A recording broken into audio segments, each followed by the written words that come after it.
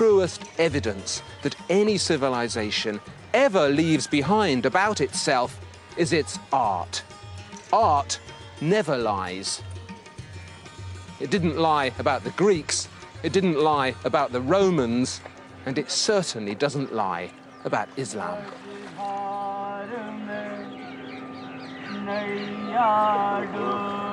Ah, the Taj, the Taj.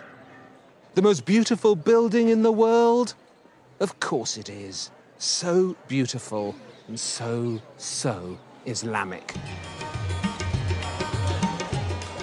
There are various stylistic features to enjoy about the Taj that make it typically Islamic.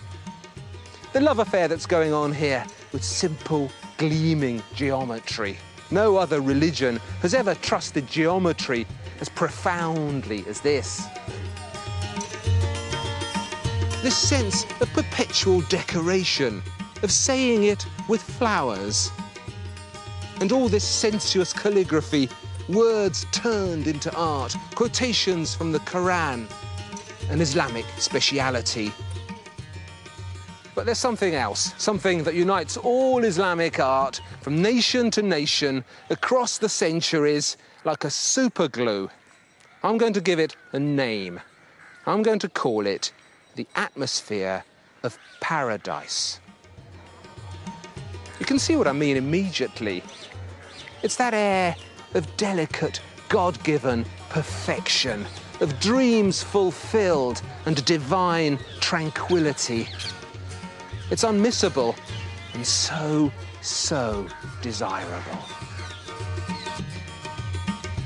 How Islam developed this addictive appetite for paradise, when, where and why it was developed is quite a story.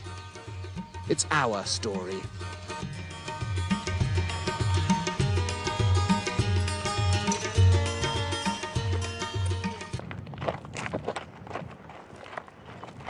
Islam emerged in some of the world's hottest and least hospitable places. Its creators were desert people. Its moods were desert moods. And to get a feel for its art, I suggest we consider the desert dweller's relationship to an oasis.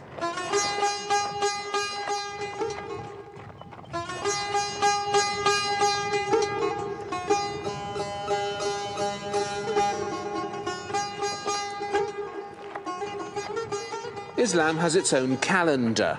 Day 1 of this calendar marks the departure of the Prophet Muhammad, Islam's founder, from Mecca, where he was born, and his arrival at the oasis of Medina, where he settled and built himself a very significant house. The Prophet didn't select the exact spot for his new house himself. He left the choice to his camel, which, guided by Allah, stopped at some open land owned by 2 orphaned brothers. The Prophet purchased this land, and on it he built his new dwelling. When asked to explain this simple choice, he said, "A man is where the saddle of his camel is."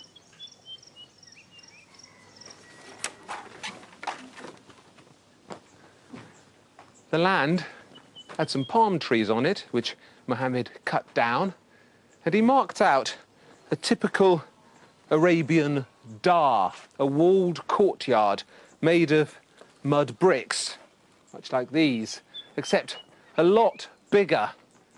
It was square, 50 metres by 50 metres, and it had these humble dwellings along the edges, and the walls were about 10, 11 feet high, like these are. On the edge of the courtyard, the Prophet built some huts for his wives. Modest, mud brick structures with palm roofs. At the centre, he dug a well. And later, when his followers complained of sitting in the exposed sun, he gave them shelter, a simple portico of palm tree columns covered with palm leaves. The first mosque. Every mosque that came afterwards is descended architecturally from this simple, rustic arrangement of the Prophet's house in Medina. And there's something else that the house in Medina bequeathed to all subsequent mosques, and that's its communal air. These Middle Eastern courtyards have so many roles. It's where the animals are tethered, it's where the washing's done, it's where food is cooked, it's where the Prophet preached to his followers, and where sometimes the followers would stay overnight in the shade of the portico. And this sense of a community going about its business behind protective walls was another of the great gifts to the future of the Prophet's dwelling.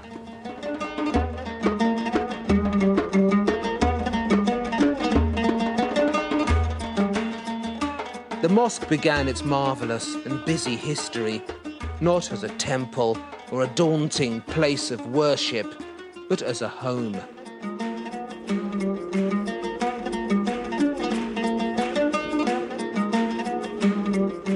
Originally, at prayer times, the community would turn to pray in the direction of the holy city of Jerusalem. But then, one momentous night, the angel Gabriel came to the Prophet in a dream and showed him Mecca. He actually saw the city through a miraculous gap in the vista. And from that moment, the orientation of every mosque was changed and turned to Mecca. The direction of Mecca is marked by the mihrab, a niche in the Qibla wall. Sometimes simple,